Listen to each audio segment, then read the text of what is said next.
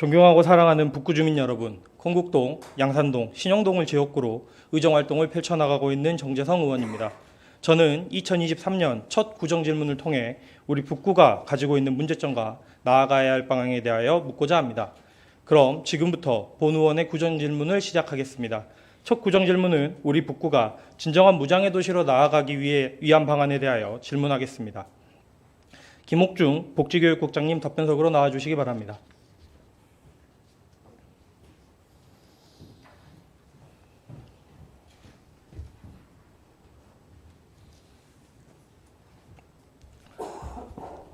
국장님, 지난해 우리 북구는 2023년 본 예산에 무장애 보도정비 사업으로 3천만 원을 편성한 데 이어 올해 제1회 추경예산 심의를 통해 무장애 도시 기본계획 수립 용역을 편성하였습니다. 이러한 예산 편성이 우리 북구에 어떤 효과를 가져올 거라고 생각하십니까? 네. 작년 구정질문에서 무장애 도시 조성 관련해서 여러 가지 정책 제안을 해주신 정재성 의원님과 또 행정의 집행력이 조화롭게 뒷받침되도록 여러 예산을 편성해 주신 의원님들께 먼저 감사드립니다. 방금 말씀하신 예산 관련해서 특히 무장애 도시 조성 기본계획 용역 예산은 우리 북구가 장애인뿐만 아니라 아동, 어르신, 또 임산부 등 사회적 약자가 배려되는 마스터 플랜을 마련하는데 아마 크게 쓰이게 될 겁니다. 이렇게 돼서 우리 북구 슬로건인 다 함께 잘 사는 행복한 북구 건설에 크게 이바지할 거라고 생각합니다. 예, 국장님, 본 의원은 최근 국외 연수를 통해 독일, 오스트리아, 체코를 다녀왔습니다. 그중 가장 기억에 남는 것은 유네스코 지정 세계유산에 설치되어 있던 장애인 경사로였습니다. 동행한 가이드의 설명에 의하면 유네스코 세계유산에 등재된 고성에 현대시설인 장애인 경사로를 설치하는 것이 옳은가에 대해서 유네스코를 비롯한 지자체들 간의 갑론을박이 있었지만 결국에 장애인 이동권을 우선하여 장애인 경사로를 설치했다고 합니다. 그러나 이러한 시설보다 더욱 부러웠던 것은 거리에서 쉽게 볼 수 있었던 장애인들과 그러한 장애인들을 대하는 유럽 시민들의 의식이었습니다. 유럽의 장애인들은 신체적인 부분에서만이 아니라 사회적인 인식 속에서도 훨씬 자유롭다는 생각을 가지게 되었습니다. 국장님, 올해 3월 보건복지부는 제6차 장애인정책 종합계획에서 장애아 전문 통합 어린이집을 2023년 1650개소에서 2027년 1970개소로 확대하겠다고 밝혔습니다. 이러한 정책의 기조가 어떤 것 때문이라고 생각하십니까?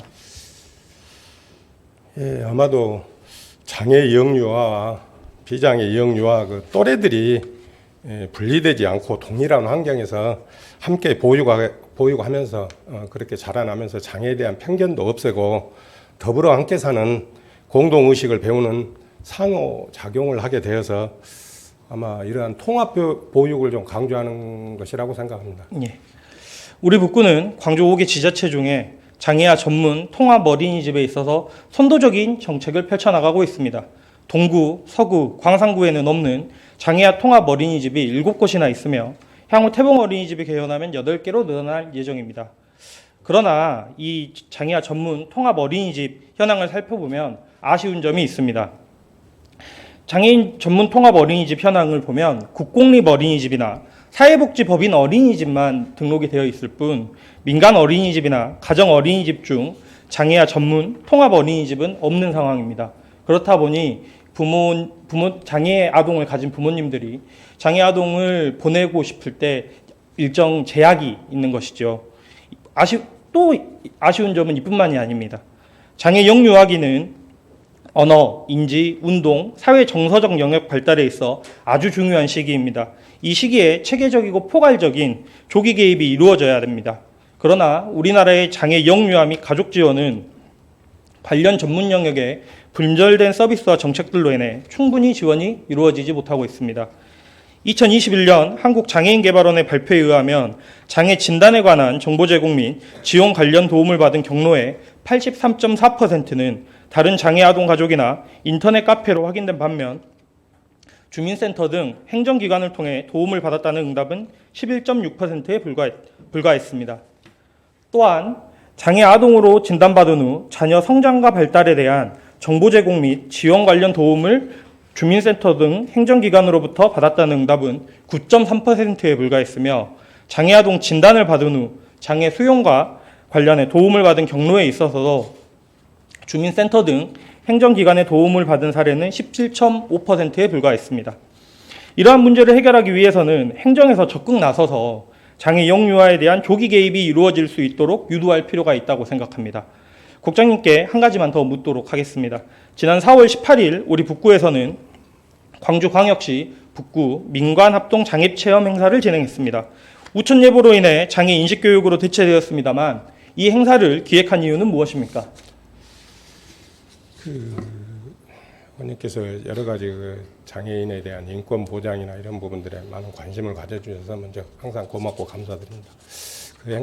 장애인에 대한 인권 보장은 어찌됐든 차별이나 편견을 좀 없애자는 게 아마 주 목적입니다. 그런데 그게 현실적으로 저희가 구호로서는 이해를 하지만 그걸 체감하기에 좀 어렵습니다. 그래서 저러한 장애 체험 행사를 통해서 장애인들이 불편함이 없나 이런 부분들을 몸소 체험하면서 인식 전환을 깨우고자 했었는데 당일 비예보가 있어가지고 그렇지만 그 행사의 취지를 체험은 못하더라도 인식 전환의 교육성은 아주 중요하다고 생각합니다. 그래서 인식 전환 교육을 실시하게 되었습니다. 여러 의원님들께서 특히 의원님께서도 참석해 주셔서 빛내 주셔서 고맙습니다. 예, 답변 감사합니다. 자리로 돌아가셔도 좋습니다. 네, 감사합니다. 청장님 답변석으로 나와주시기 바랍니다.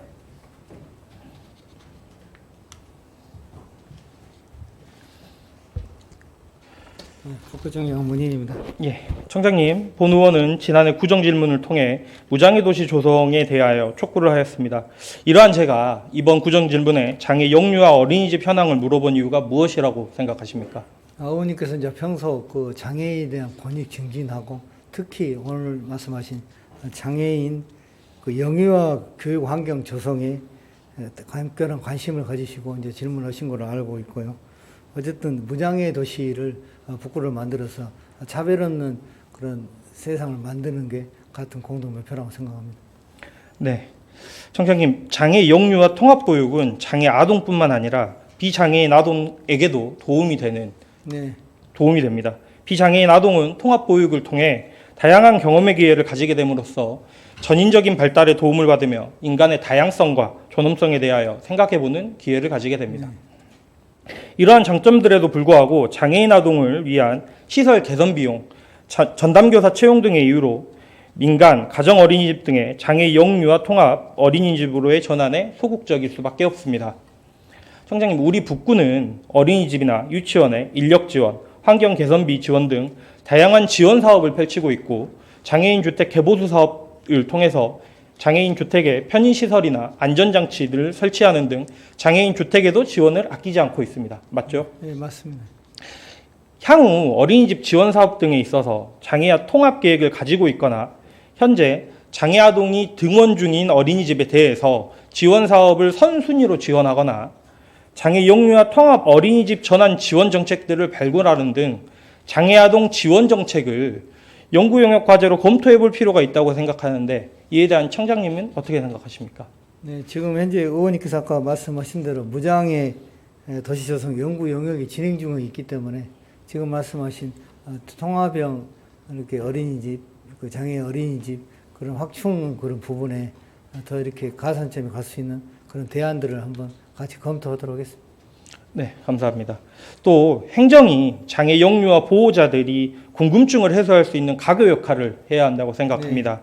따라서 장애 영유아 보호자들이 쉽게 알 수 있는 안내 매뉴얼을 만들거나 정부나 지자체의 지원을 받을 수 있는 정책들 혹은 연대할 수 있는 우리 시민단체들 이런 관련 장애인 단체들을 정리한 홍보 자료들을 만들어서 온라인은 물론 병원, 행정복지센터 등에 비치해서 장애 진단을 받은 보호자에게 전달하는 방식, 그리고 이걸 받은 보호자가 이 홍보물을 통해서 도움을 받을 수 있는 방안을 고려해 볼 필요가 있다고 생각하는데 이에 대해서는 어떻게 생각하십니까?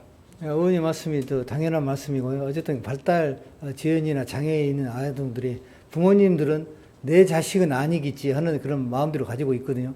그래서 그런 부분들을 조기에 발견해서 조기의 조치가 필요한데 지금 의원님께서 말씀하신 대로 일단은 온라인 부분이 먼저 선행이 돼서 많이 이렇게 홍보가 돼서 접수가 되도록 하는 게 중요하고요.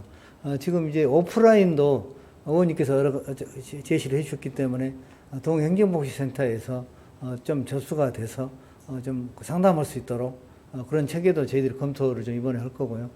그리고 이제 세 번째로 말씀하신 그런 바로 필요한 그런 리플렛을 만들어서 여러 가지 홍보를 해서 좀 더 많은 분들이 보시면서 내 아이도 조기에 발견해서 조기에 조치가 되도록 상담할 수 있도록 그런 체계를 이번에 갖추도록 하겠습니다.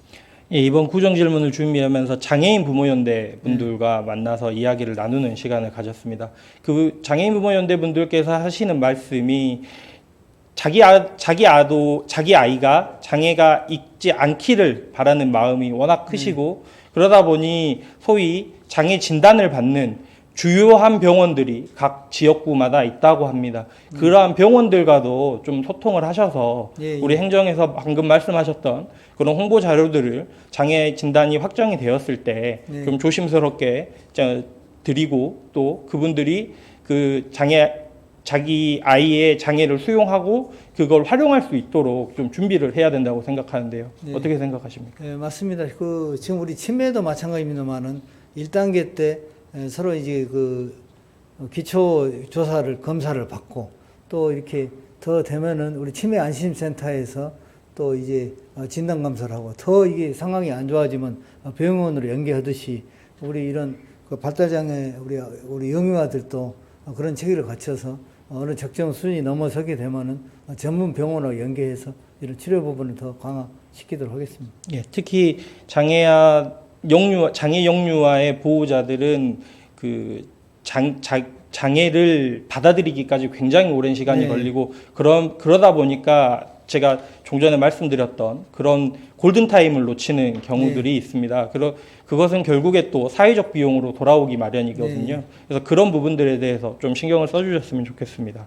그리고 마지막으로 비장애 아동이 편견 없이 장애인을 마주하기 위해서는 비장애인 부모에 대한 교육도 우리가 검토해 볼 필요가 있다라고 생각이 됩니다.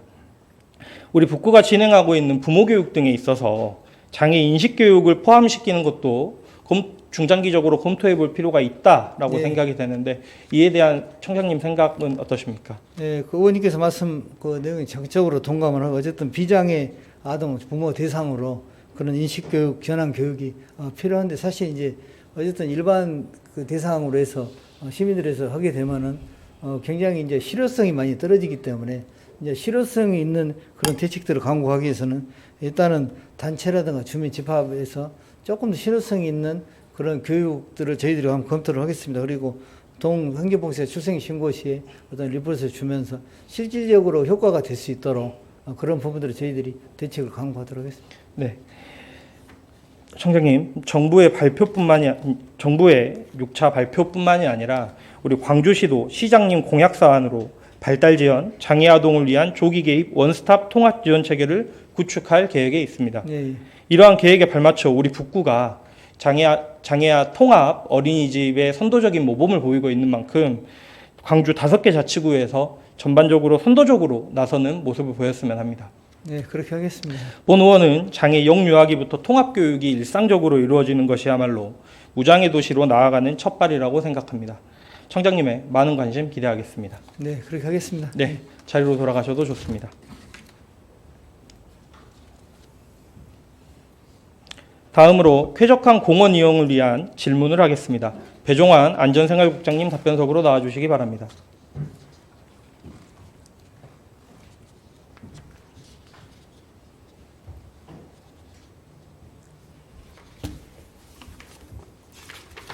안전생활국장 배종환입니다. 예, 국장님. 우리 북구에는 114개소의 공원이 있습니다. 이러한 공원을 관리하기 위해서 2021년에는 36억, 2022년에는 57억이 넘는 예산을 투입하고 있습니다. 이처럼 막대한 예산을 투입해 공원을 관리하는 이유는 무엇입니까? 도시공원은 어떤 미세먼지 저감이라든가 도심 열섬 현상 완화라든가 이런 도심 오아시스 역할을 하는 그런 공간입니다. 네, 우리 그 도시공원은 이런 효과 때문에 주민들이 뭐 지친 일상에 휴식을 제공하거나 아니면 삶을 건강하게 하는 공간으로서 작용을 하는데 이제 최근 코로나 사태하고 맞물려 가지고 휴식이라든가 놀이라든가 건강 이런 것들 다양한 목적을 가지고 주민들이 많은 공원을 이용하는데 이런 많이 찾는 그런 공원 주민들을 위해서 저희가 쾌적한 공원 환경을 조성하기 위해서 관리하고 있습니다.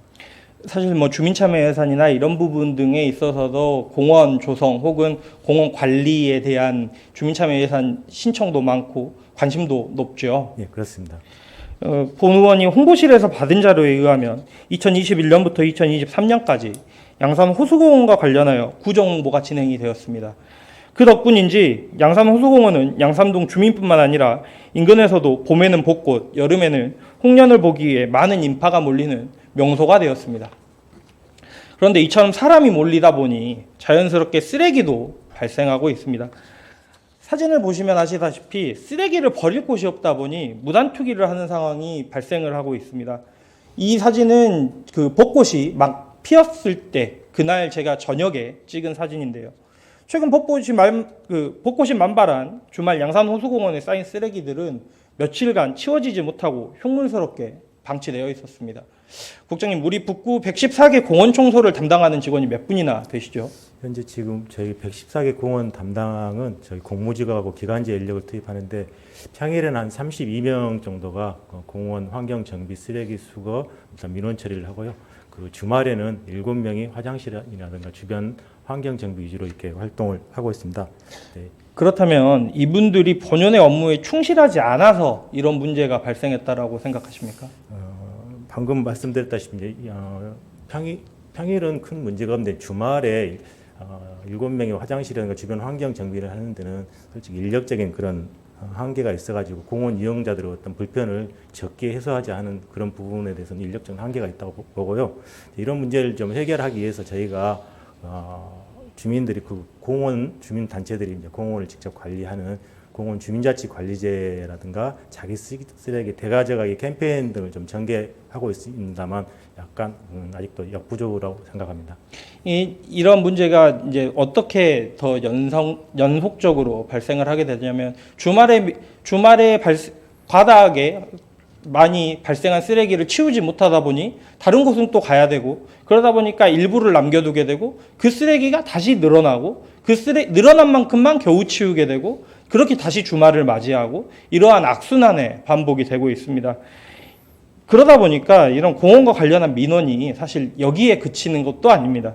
이용객이 몰리다 보니까 말씀하셨던 화장실의 더러움이나 악취 문제, 주차 문제 등이 발생하고 있는데 이러한 민원들 많이 받고 계시죠? 네, 그렇습니다. 이거에 대해서는 어떻게 응대하고 계시나요? 현재 지금 의원님께서 말씀하신 것처럼 어떤 벚꽃이라든가 봄꽃 어떤 개화 시기 그리고 특정 기간에 주말 이용객들이 급증하면서 어떤 쓰레기라든가 아니면 그 화장실 문제라든가 이런 문제들이 발생하고 있습니다. 이런 문제 때문에 잘 알고 있고요. 이에 대해서 지금 현재 저희가 관리 인력을 확충하거나 아니면 화장실 그 관리 방안에 대한 효율적 지금 방안을 검토하고 있습니다. 예, 답변 감사합니다. 자리로 돌아가셔도 좋습니다.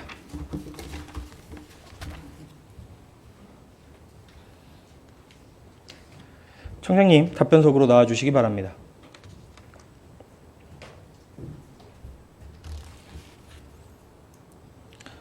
청장님, 지난 4월 12일 용전동 영산강변에서 탄소중립 플로킹데이에 참석하셔서 쓰레기 주우셨죠? 네. 그 참석하신 이유가 혹시 어떤 것 때문에 참석하셨습니까? 양산강 어메니티 봉사단은 양산강 쓰레기를 같이 이렇게 회원들과 치우면서 하는 아주 오랜 전통의 그런 주민 자생단체인데 같이 격려차 또 저도 쓰레기도 줄까 해서 그때 참여를 했습니다. 예, 사실 이 건국동은 쓰레기 불법 투기 문제로 골머리를 앓고 있는 지역입니다. 그러다 보니까 본 의원에게도 혹은 저희 북구청에도 CCTV 설치 민원이 많습니다. 설치 민원의 대다수는 쓰레기 불법 투기로 인해서 쓰레기 불법 투기를 하기 때문에 외지 사람들이 와가지고 한적한 곳에 몰래 버리고 간다. 그래서 CCTV를 꼭 좀 설치해 줬으면 좋겠다라는 민원들이 다수 있습니다.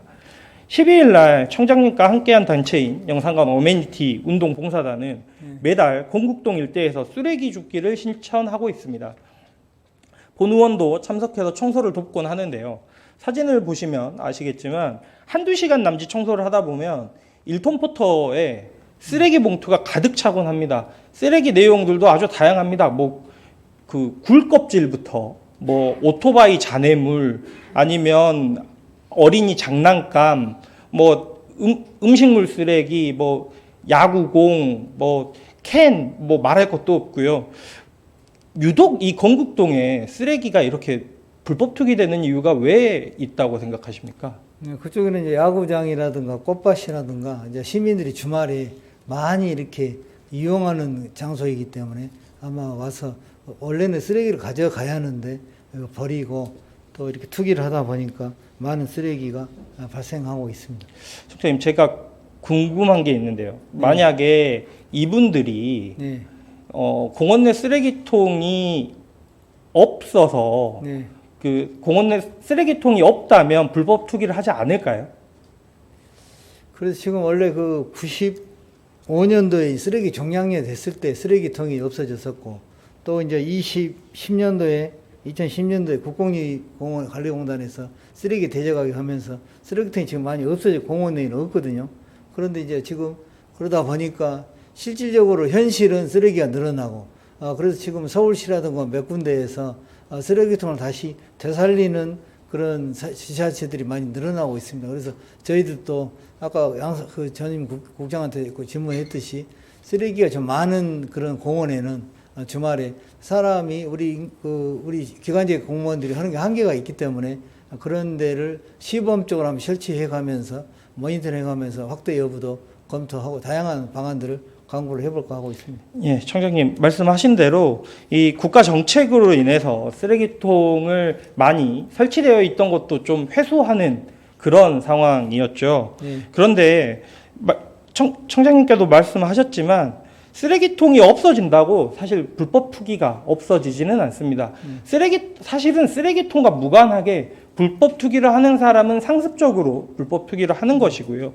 그러다 보니까 본 의원이 북구청에 자료 요청을 해서 제출받은 자료에 따르면 2021년 무단투기 건수는 4,832건에 994톤이었으며 2022년에는 5,447건에 768톤이나 되었습니다. 이뿐만이 아니라 사실 공동주택 내에서도 쓰레기 불법 투기가 있는 실정이죠. 네. 그러다 보니까 구에서 예산을 투입해서 공동주택 내에 그 관리소가 있음에도 불구하고 그냥 검은색 비닐봉투에 버린다든지 하는 그런 불법 투기도 사실 만연하고요. 그러다 보니까 공원 쓰레기통과 무관하게 사실 불법 투기는 발생하고 있다라고 본 의원은 생각을 하고 있습니다. 청장님께서 말씀해 주신 것과 같이 이번 구정 질문을 준비하면서 타 지자체 공원은 과연 그럼 어떠한지를 좀 살펴봤습니다. 살펴보다 보니까 청장님도 말씀하셨다시피 쓰레기통이 설치된 사례가 꽤 있었습니다. 보시면 여의도 한강공원 사진이고요. 다음은 대구 스마트공원 쓰레기통과 부산 시민공원 쓰레기통입니다.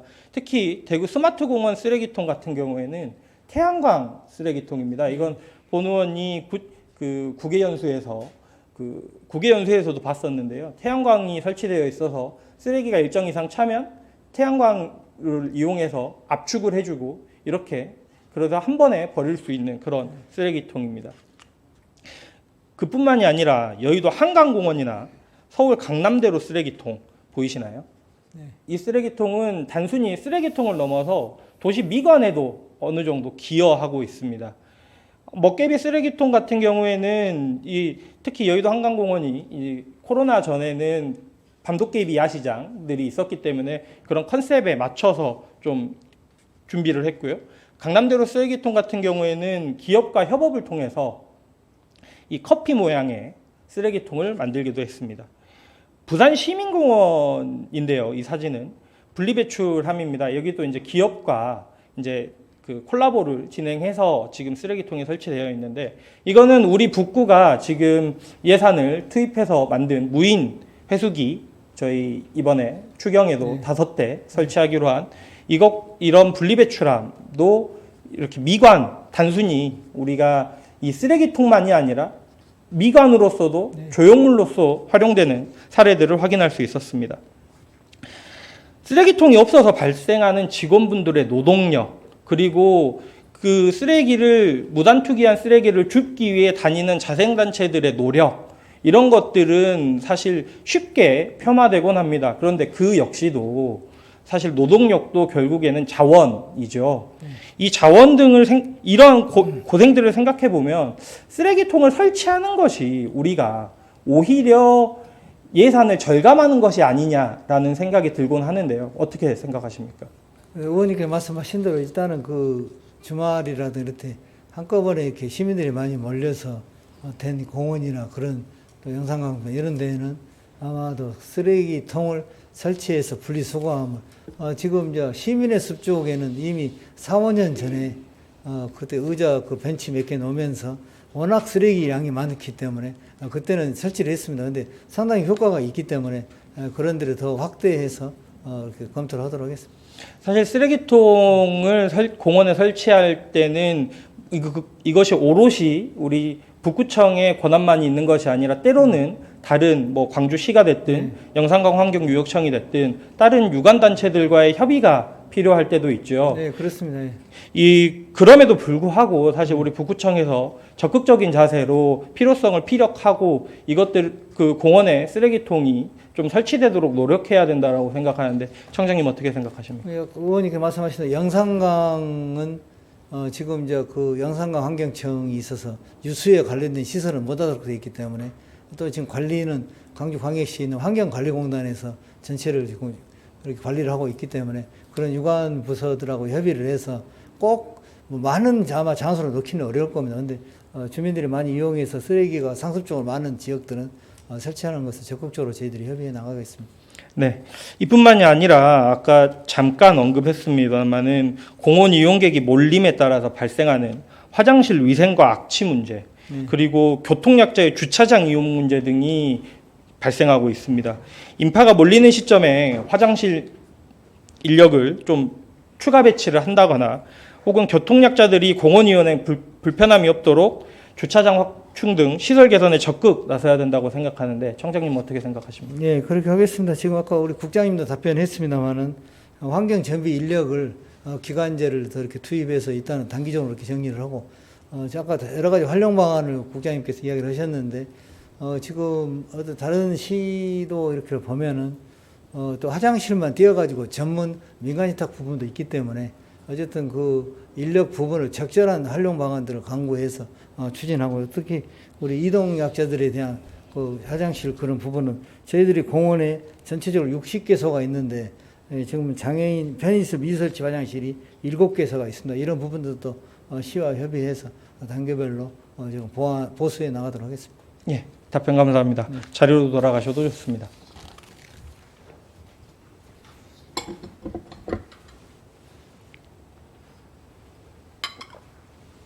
다음으로 우리 북구 어린이 교통안전 확보 방안에 대해 이야기하고자 합니다.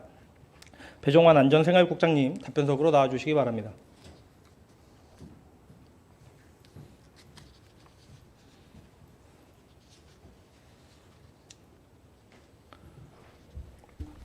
안전생활국장 배종원입니다. 예, 국장님 최근 어린이 교통사고가 빈번하게 발생을 하고 있습니다. 짧은 영상 하나 시청하시겠습니다. 부산의 한 초등학교 등굣길에 1.5톤짜리 대형 실타래가 비탈길을 타고 굴러와 덮치면서 10살 어린이 한 명이 숨지는 사고가 발생했습니다. 부산 영도경찰서 등에 따르면 오늘 오전 8시 20분쯤 부산시 영도구의 한 초등학교 부근 등굣길에 원통형의 1.5톤짜리 대형 어망실이 굴러내려와 등교 중이던 초등학생 3명과 30대 여성 1명 등 4명을 덮쳤습니다. 이 사고로 10살 A양이 숨지고 다른 초등학생 2명과 30대 여성 1명이 다쳐 병원에서 치료를 받고 있습니다. 어망실은 인근 한 공장에서 지게차로 하역 작업을 하던 중 떨어뜨린 것으로 경찰은 공장을 상대로 안전조치를 제대로 했는지를 수사할 예정입니다. 굉장히 안타까운 사고죠. 사실 이 사고가 더욱 안타까운 건 이곳이 다름 아닌 어린이 보호구역이라는 곳입니다. 이처럼 안타까운 사고가 발생하고 있는데 이게 비단 이번 한 번만의 일은 아닙니다. 올해 4월 8일 대전 서구에서는 만취 상태인 운전자가 스쿨존 인도를 걷던 초등학생 4명을 들이받아 1명이 사망하고 3명이 큰 부상을 당한 사고가 있었으며 지난해 12월 강남에서는 음주운전자가 귀가하던 초등학교 3학년 학생을 횡단보도에서 차로 치고 도주하는 사고가 발생했습니다. 이 모두 어린이 보호구역에서 발생한 사고입니다. 이처럼 어린이 보호구역 안에서 교통사고가 빈번하게 발생하고 있고 이런 뉴스가 나오고 있는 상황에서 학부모의 불안감은 클 수밖에 없습니다. 이와 관련해 우리 북구에서 발생한 어린이 교통사고 현황은 어떻고 이에 대해서 어떠한 정책들을 추진하고 계십니까? 예, 현재 지금 작년에 북구에서 발생한 어린이 교통사고 발생 건수는 총 121건입니다. 이제 여기에 더해서 이제 어린이 보호구역 내에서 일어난 사건은 6건이고요. 이런 안타까운 사건을 대해서 저희 북구에서는 어린이 교통안전 정책으로 이제 스쿨존 교통안전 지원 사업을 통해 가지고 통학로 교통안전 지도를 위해서 43개 초등학교에 432명이 현재 배치돼서 활동하고 있고요. 그리고 특히 북부 녹색 어머니회하고 북부 모범 운전자회하고 같이 초등학교 주변에서 매주 1회 저희가 교통안전 캠페인을 좀 펼치고 있습니다.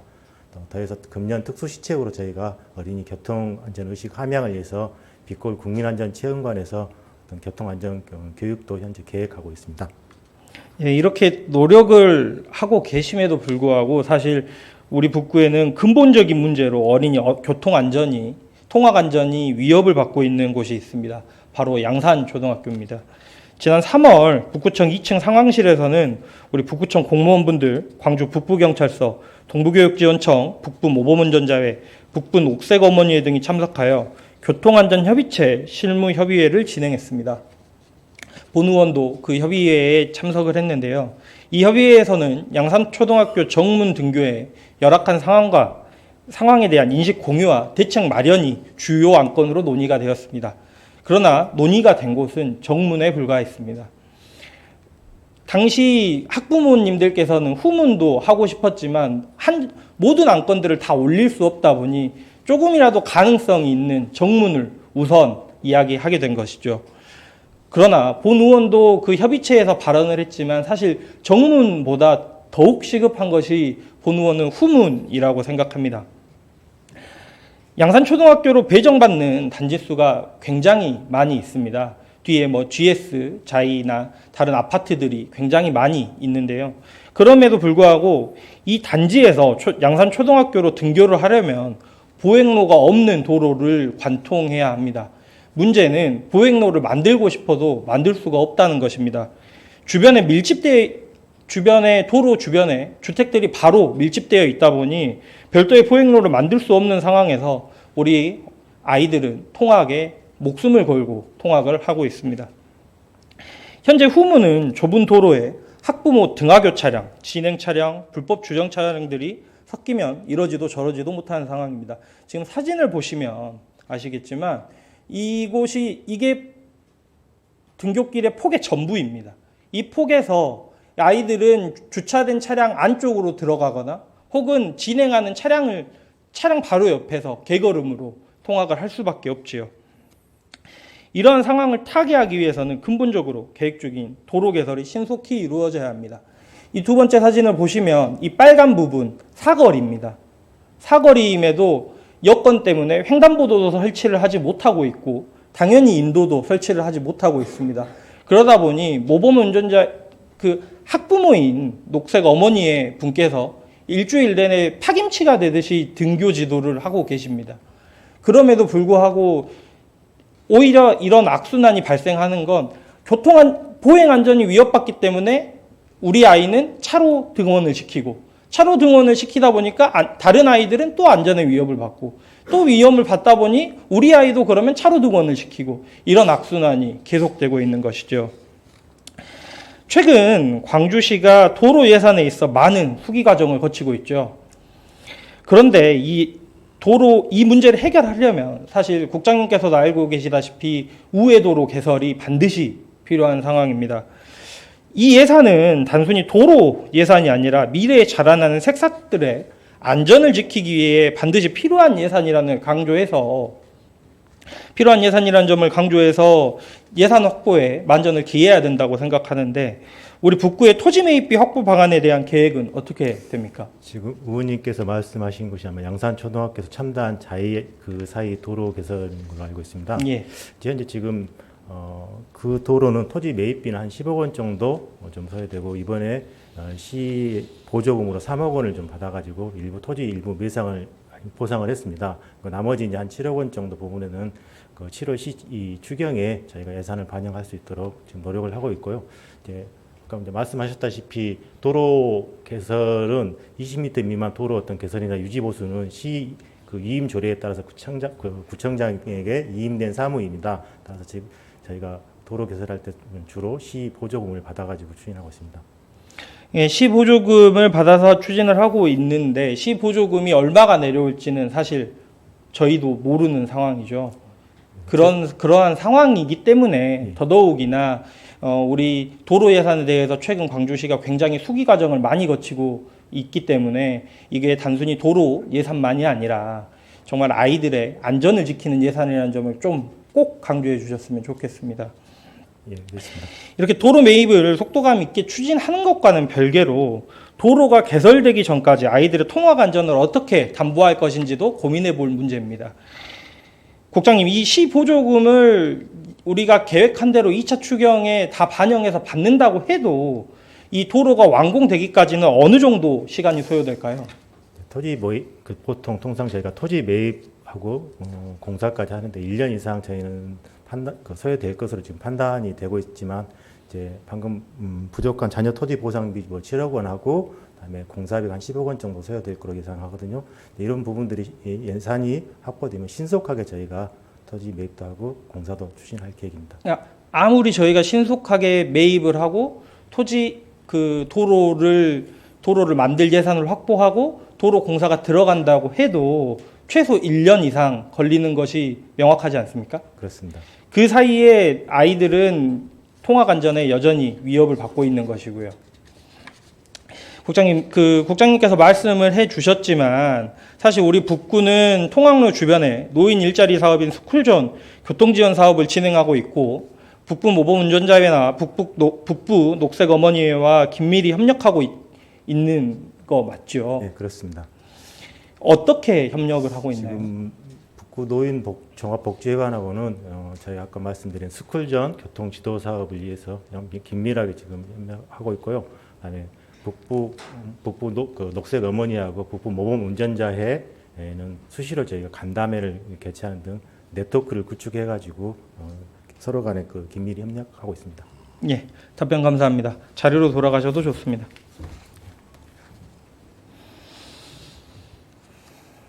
청장님, 답변석으로 나와주시기 바랍니다.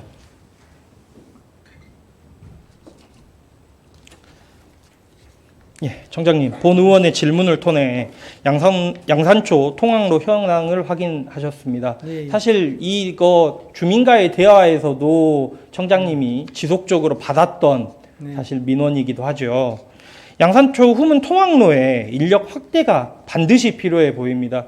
그 사진을 다시 한번 보시면 아시겠지만 지금 사진에 잘려 있는 부분에는 또 빌라의 주차장이 있기 때문에 횡단보도도 설치를 할 수가 없습니다. 그 어느 쪽으로 횡단보도도 설치를 할 수가 없는 상황인데요. 그렇기 때문에 이 문제를 지금 당장 해소할 수 있는 방법은 교통안전을 해주는 인력을 배치하는 것밖에 방법이 없다라고 판단하는데 이 판단에 대해서 청장님은 어떻게 생각하십니까? 의원님 말씀하신 대로 일단 스쿨전 교통 지원 사업을 노인 종합복지관에서 하기 때문에 거기하고 협의해서 후문에 추가 배치를 하도록 저희들이 노력하겠습니다. 어쨌든 또 학교장하고 같이 그 후문 대책들 같이 논의해가지고 어쨌든 지금 모범 운전자회나 녹색 어머니가 하는데 학부모님들이 대부분 참여를 하시는데 좀 인력도 좀 더 늘어가고 이제 그런 지원 부분은 아까 말씀드린 대로 이런 스쿨전 지원 사업으로 교통 지원 사업으로 이렇게 포함해서 하도록 저희들이 검토를 하겠습니다. 스쿨용 교통 지원 사업뿐만이 아니라 그 방금 말씀하셨던 북부 모범 운전자회나 북부 녹색 어머니회하고도 소통을 하셔서 필요하다면 등하교 시간에 통학지도를 좀 받을 수 있는 방안도 강구해야 된다라고 생각하는데요. 이에 대해서는 어떻게 생각하십니까? 대부분 이제 녹색 어머니는 그 학교 학부모에서 자원에서 그렇게 봉사하시는 분들 대부분이거든요. 그러니까 그렇게 녹색 어머니하고 이쪽에 연락을 해서 같이 양산초 학부모회하고 협의해서 이렇게 같이 이렇게 더 추가될 수 있도록 하겠습니다. 네, 그 모범 운전자의 분들의 사실 이 후문 문제를 가장 잘 풀 수 있는 분들은 모범 운전자이실 것입니다. 왜냐하면 교통 수신호 체계나 이런 것들을 워낙 잘 알고 계시고 그거에 대해서 필요하다면 우리 모범 운전자회가 어머니회나 노인 일자리 우리 이제 배치되실 분들에 대한 교육을 좀 진행한다든지 어떠한 방식으로든 우리가 현장에 배치가 돼서 좀 아이들의 안전을 지키는 방안이 되었으면 좋겠습니다. 그 외에 사실 본 의원이 이 지역구에 위치한 양산초등학교를 대표 예시로 들었지만 비단 양산초등학교만이 아니라 관내에 있는 모든 학교를 등교함에 있어서 우리 아이들이 통학 안전이 위협받아서는 안 된다고 생각하고 있는데요. 향후 어린이 교통안전 확보를 위해서 어떠한 노력을 기울이실 예정이십니까? 지금 우리 양산초 같은 데는 일단 후문에 그 가석 방지턱을 4월 말까지 해서 지금 설치를 했고요.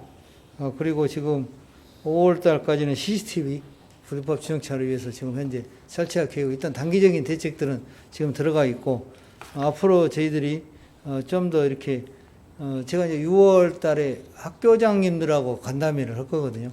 그래서 지금 이 학교별로 지금 애로사항, 건의사항을 지금 문제 받고 있습니다. 부서에서 검토하고 있기 때문에 양산초의 애로사항들을 들어서 그런 부분들을 교장선생님 아니면 교감선생님 오시면 직접 이야기 듣고 처리 방안들도 강구하도록 하겠습니다. 예, 알겠습니다. 정부가 저출산 위기 속에 수많은 예산을 투입하고 있습니다. 그런데 정작 이렇게 자라나고 있는 아이들이 안전에 위협을 받아서 불미스러운 사고가 발생해서는 안 되겠지요.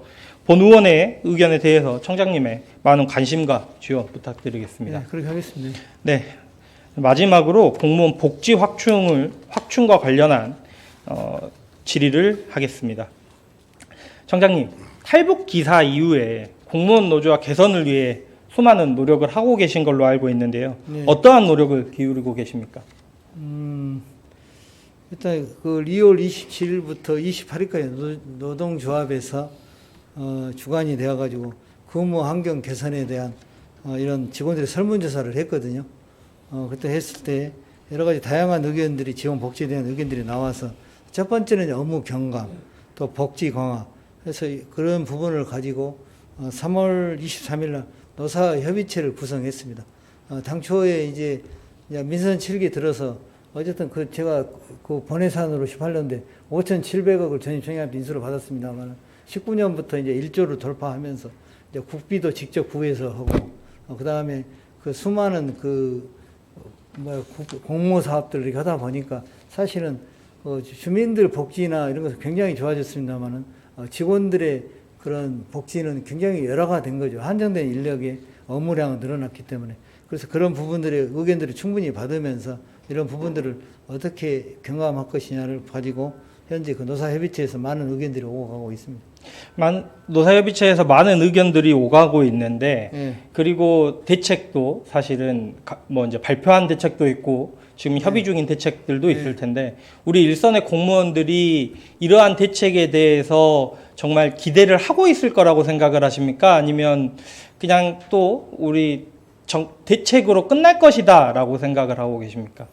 저도 이제 우리 북구 노조 지부 정기총회 때 가서 인사말을 할 때 5개 지부에서 다 오셨더라고요. 그래서 그런 이야기를 했습니다. 뭐냐면 한 3년 전에 중식 시간 휴무제 할 때 거의 이제 불가능이라고 생각했던 그런 부분들을 광주광역시에서 처음으로 우리 5개 구청이 통일해서 지부들하고 그 중에 가장 우리가 북구 지부하고 모범적으로 같이 홍보를 하면서 물론 이제 그 24시 무인 지상 지급기는 의회에서 승인해서 했습니다만은 그런 어려운 거를 해결하는 그런 썰례가 있기 때문에 이런 부분들은 뭐 우리 북구청 공모 사업비를 보면은 그 저희들이 좀 이제 인구도 많고 하기 때문에 월등히 앞섭니다만은 건수나 이렇게 보면은 거의 대동소이합니다. 그래서 이거는 5개구청이 거의 공통사항이 공무원들의 공통사항이기 때문에 같이 이런 부분을 우리 노사협의체가 시작해서 진행하고 있기 때문에 어떤 모델을 만들어서 공무원도 일을 하면서 그렇게 그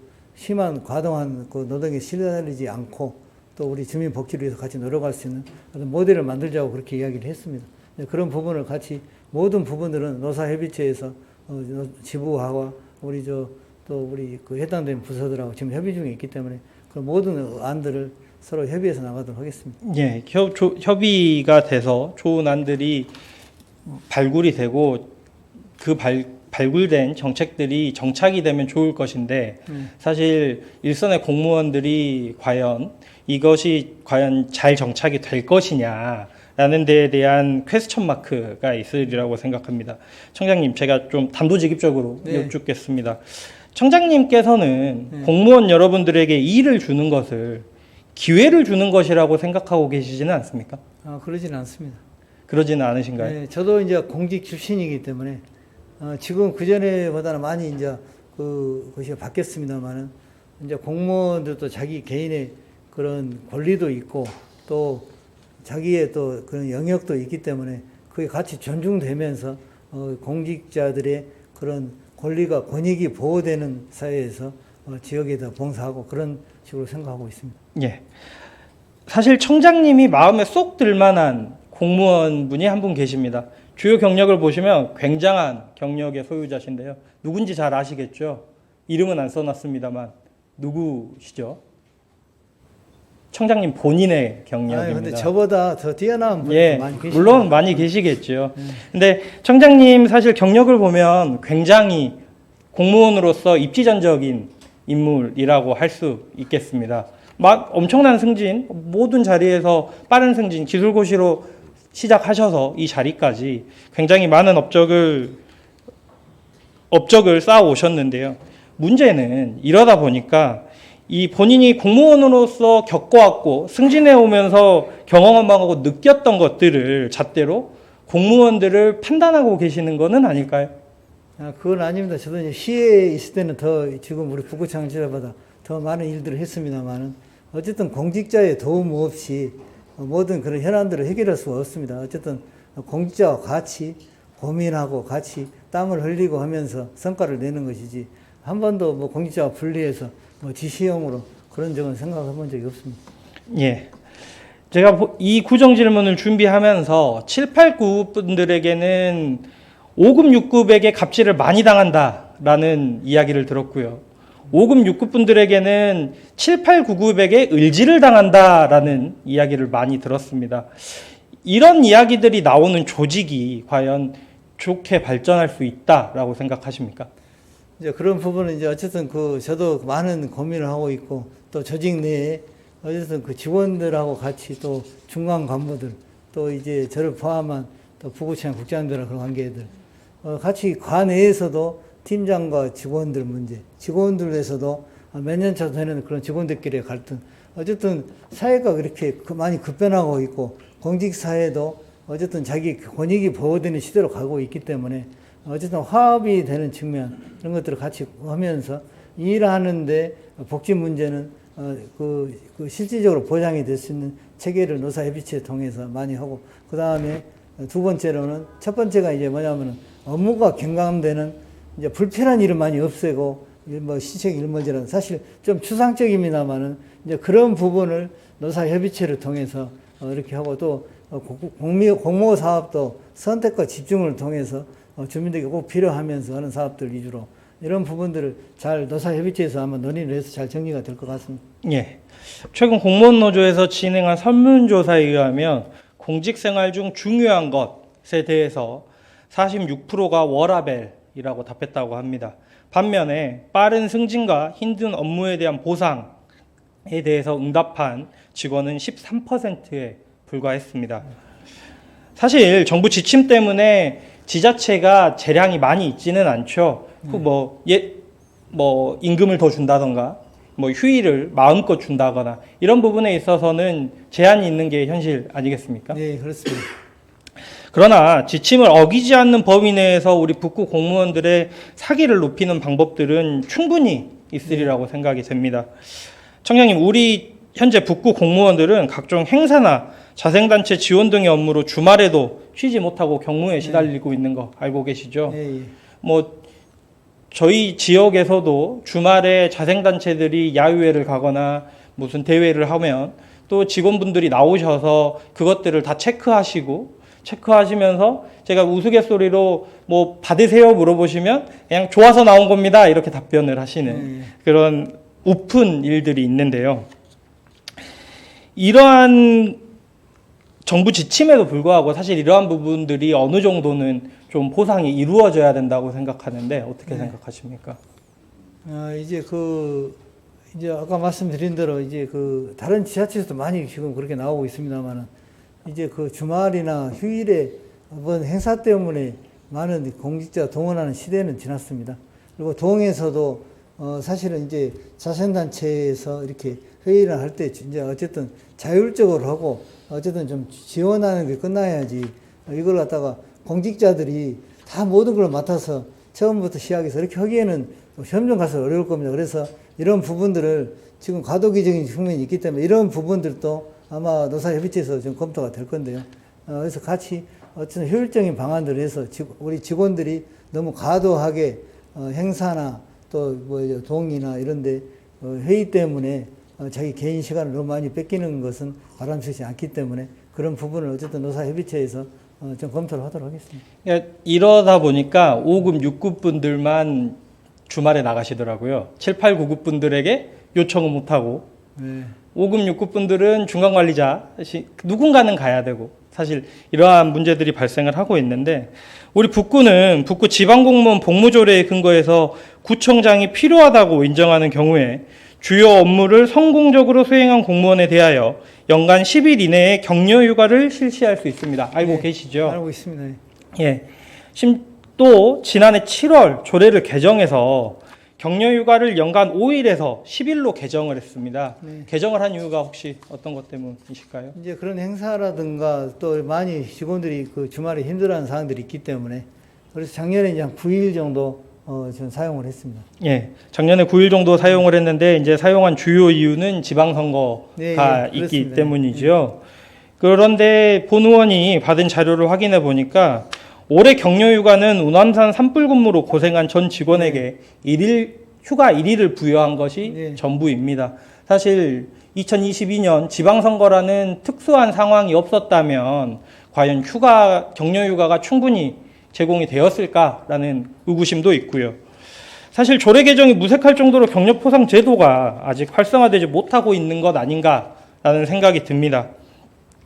그 이유가 혹시 각 부서에서 청장님한테 눈치가 보여서 주요 업무를 성공적으로 수행한 공무원들에게 대한 격려포상을 잘 올리지 않아서 발생하는 거 아닌가라는 생각도 드는데요. 격려포상에 대해서 전향적으로 검토하실 생각은 없으십니까? 그러니까 전체를 한꺼번에 하는 것은 굉장히 저도 부담스럽고요. 큰 행사 때나 선거라든가 뭐 하지만은 단위 행사별로 해서 그 부서에 이렇게 하는 것들은 전향적으로 저희들이 확대해 검토하도록 하겠습니다. 예. 청장님 최근 국외 출장 다녀오셨죠? 예. 굉장히 많은 성과를 얻어오셨다고 하는데 그런 성과 외에 국외 출장을 통해서 좀 느끼거나 얻으신 바를 잠깐 이야기해 주실 수 있으실까요? 네, 저는 이제 이번에 모두 발언에 잠깐 나와 있습니다만은 어쨌든 이제 세계 경기가 좋아지지 않으면서 지금 우리 중소기업들이 내수가 지금 굉장히 불황이기 때문에 중소기업들, 자영업체들, 소상공인들 굉장히 힘들어하는 입장인데 오히려 코로나19 옛날에 IMF보다 더 어렵다고 합니다.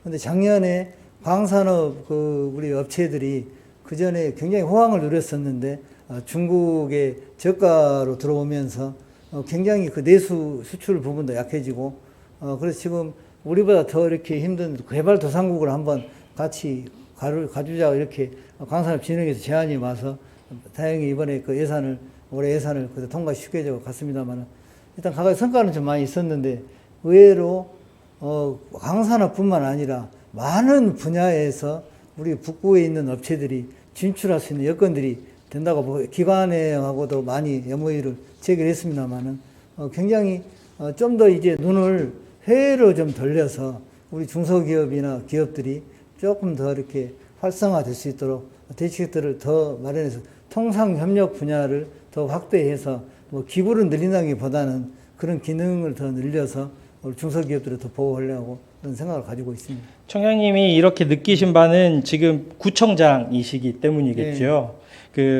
사실 국외연수에 대해서 많은 비판적 시각 그리고 뉴스들이 있습니다. 그런데 내용을 알차게 준비해서 다녀오는 국외연수는 북구 행정에 대해 새로운 시각과 방향을 제시할 수 있는 긍정적인 부분이 분명 있다라고 생각합니다.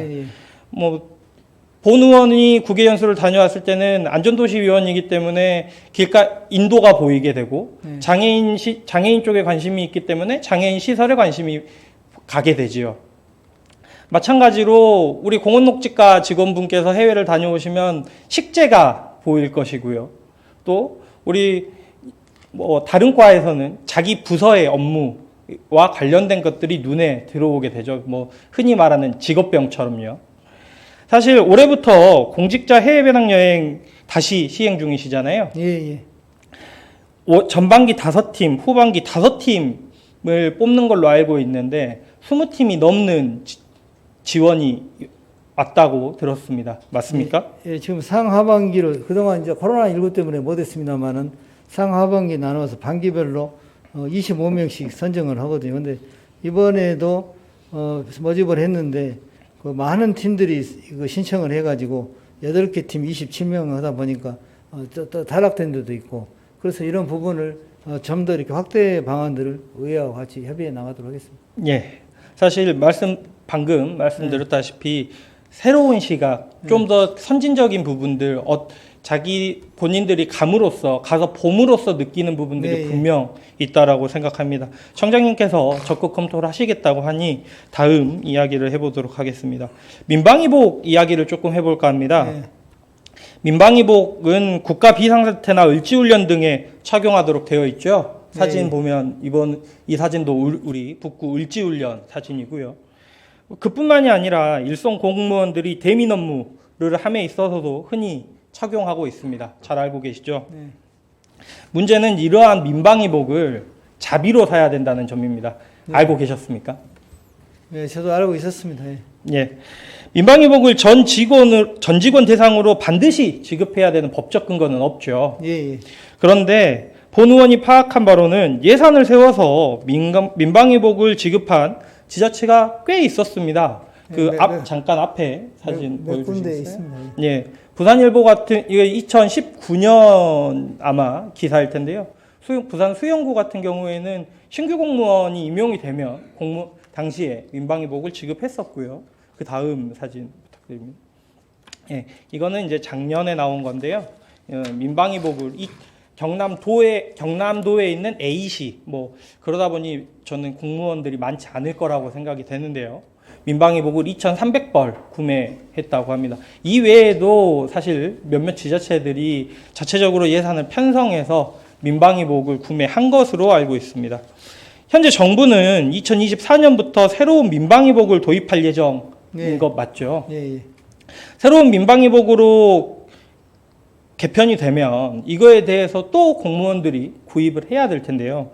새로운 민방위복으로 개편된다는 가정 하에 우리가 예산을 투입해서 사실 이 민방위복이야말로 우리 공무원들이 대민 지원을 나갈 때 가장 쉽게 흔하게 입는 거잖아요. 우리 우남산 화재 때도 일부 공무원분들은 입으셨을 거고요. 그래서 이 본 예산에 민방위복을 지급받을 수 있는 예산을 편성해 보는 것도 검토해 볼 필요가 있다라고 생각하는데 어떻게 생각하십니까? 예, 그 의원님 말씀하신 2024년도 민방위복 다시 이렇게 개편이 되기 때문에 그 안에 또 우리 북구만 또 이렇게 할 수 없고 다 지자체 상황도 보겠습니다만 일단 5개 구청장 회의 때 이 안건을 올려서 그 새로운 그때 2024년 됐을 때 우리 전체 그 시에 있는 공무원들이 다 민방위복을 이렇게 할 수 있도록 제가 우리 북구에서 건의안을 올리도록 하겠습니다. 10분 추가합니다. 네, 허가하겠습니다. 10분 안에 종료해 주시기 바랍니다. 예, 감사합니다. 이외에도 공무원들의 사기 진작을 위해 최근 공무원 노조에서 실시했던 실태 조사를 북구청에서 정기적으로 실시할 필요가 있다라고 생각합니다. 그리고 그 실태조사 결과를 구청, 의회, 공무원 노조가 같이 공유해서 보다 나은 업무 환경을 만들어야 된다고 생각하는데 청장님 의견 어떠십니까? 저도 이걸 정기적으로 어쨌든 일하는 방식이라든가 또 직원들 복지 부분은 직원들의 가장 필요한 부분들이기 때문에 그런 부분들 정기적으로 실태 조사를 해서 그런 이제 노사협의회에서 많이 의견을 나눌 겁니다만은 그런 주기하고 시기 방법들을 이쪽에 노사협의체에서 이렇게 협의를 해서 결과가 나오면은 뭐 이제 집행부뿐만 아니라 의회도 같이 공유해서 이런 부분들을 직원들을 위한 시스템으로 이렇게 다시 피드백이 될 수 있도록 해 나가도록 하겠습니다. 예. 또한 최근 급속도로 발전하고 있는 AI를 네. 업무에 잘 활용해 업무 효율을 높여야 된다고 생각하는데요. 이미 경북이나 강진 등 타 지자체는 활용 방안에 대해 검토에 들어갔다고 합니다. 영상 잠깐 보시겠습니다. 경상북도가 대화형 인공지능 챗GPT를 업무에 적극적으로 활용하기로 했습니다. 이철우 경북지사는 간부회의에서 챗GPT를 자료 수집 등 업무에 활용하고 공무원은 창의적이고 현장 중심의 행정을 펼쳐 문제의 본질 해결에 집중해야 한다고 말했습니다. 경상북도는 앞으로 인공지능 플랫폼을 보도자료와 인터뷰, 연설문 등 대외 홍보 기초자료 수집에 활용할 계획입니다. 또 다른 영역에 접목할 방안을 강구해 통계 등 공무원 일상 업무의 20% 이상을 줄일 방침입니다. 이처럼 타 지자체들이 AI를 행정에 도입하려고 하는 것은 AI 도입이 업무 효율에 많은 도움이 될 것이라 판단하기 때문입니다. 그런데 이러한 AI가 행정에 잘 정착하려면 무엇보다 단체장의 의지가 가장 중요하다고 생각합니다. 단체장의 의지를 가지고 적극 도입을 검토해야지 일선 공무원들도 부담을 가지지 않고 행정에 접목시킬 수 있지 않겠습니까? 예.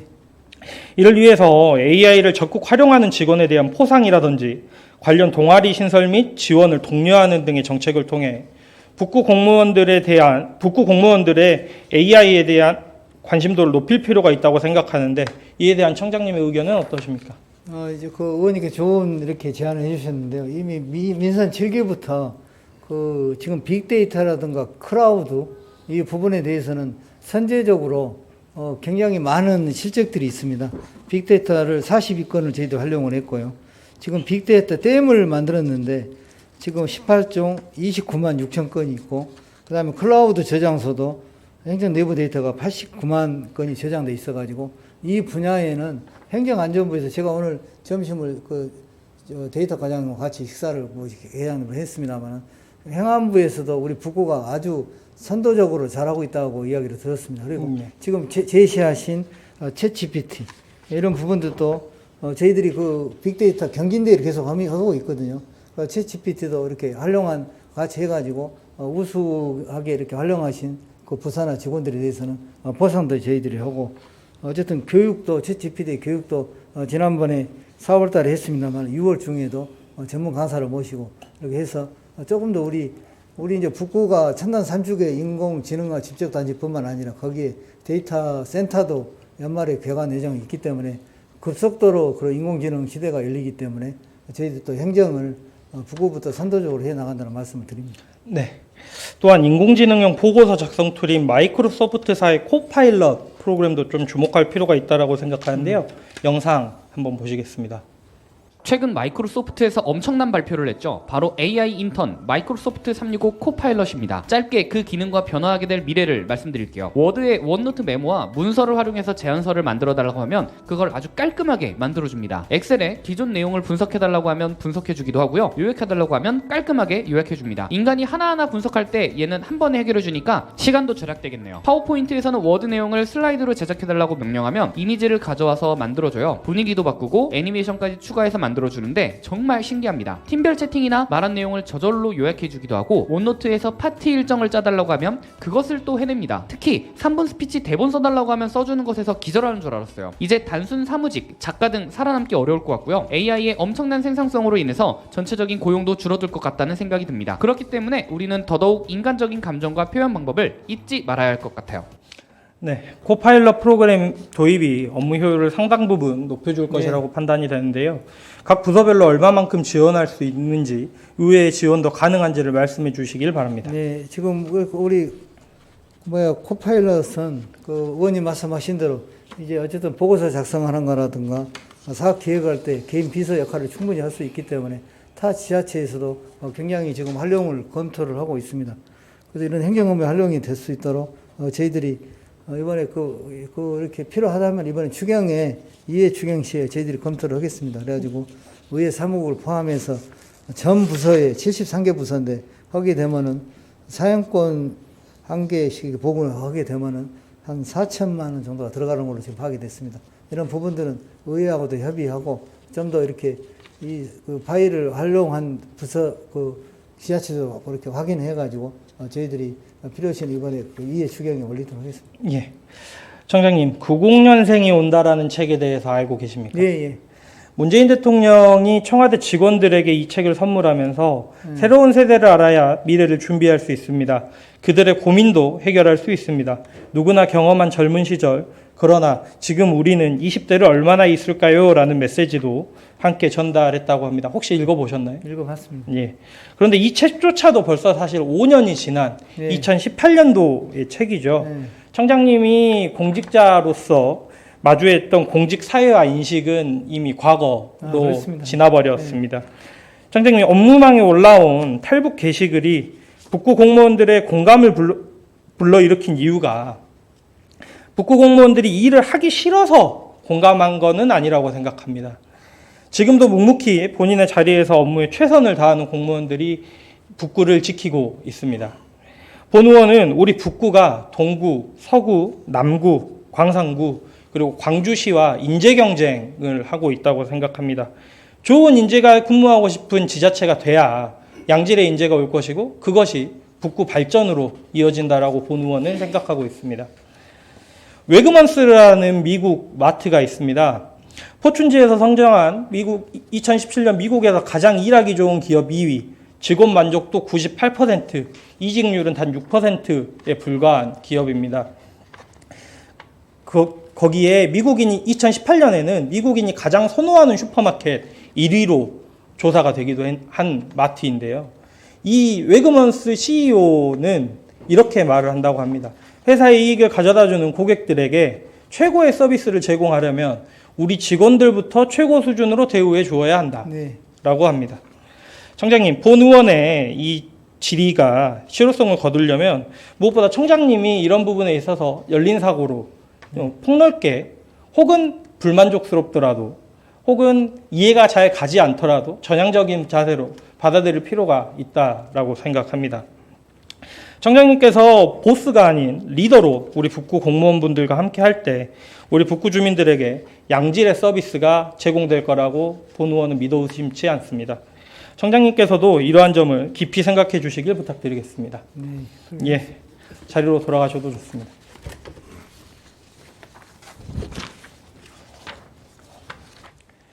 마무리 발언하겠습니다. 오늘 본 의원은 무장애 도시 조성을 위한 장애 영유아 지원 방안, 쾌적한 공원 조성 방안, 어린이 교통안전 확보 방안, 공무원 복지 및 AI를 통한 업무 효율 확보 방안에 대하여 질의하였습니다. 우리나라는 윤석열 정부 취임 1년간 25년 만에 14개월째 연속 무역 적자로 최악의 경제 상황을 맞이하고 있습니다. 이로 인한 세수 결손이 예상되는 상황에서 문인 구청장님을 비롯한 집행부 공무원 여러분들께서 각자의 자리에서 최선을 다하고 있다는 점을 잘 알고 있습니다. 오늘 질의가 집행부 공무원들의 잘잘못을 따지기 위함이 아닌 조금 더 살기 좋은 북구가 되었으면 하는 제언임을 이해해 주시기를 부탁드리겠습니다. 문인구청장께서는 본 의원이 오늘 질의한 내용에 대하여 적극적으로 검토해 주시길 부탁드리며 본 의원의 질문에 성실히 답변해 주신 문인구청장을 비롯한 집행부 공무원 여러분께 감사의 말씀을 드립니다. 지금까지 시청해 주신 북구 주민 여러분들께도 감사의 말씀을 올립니다. 감사합니다.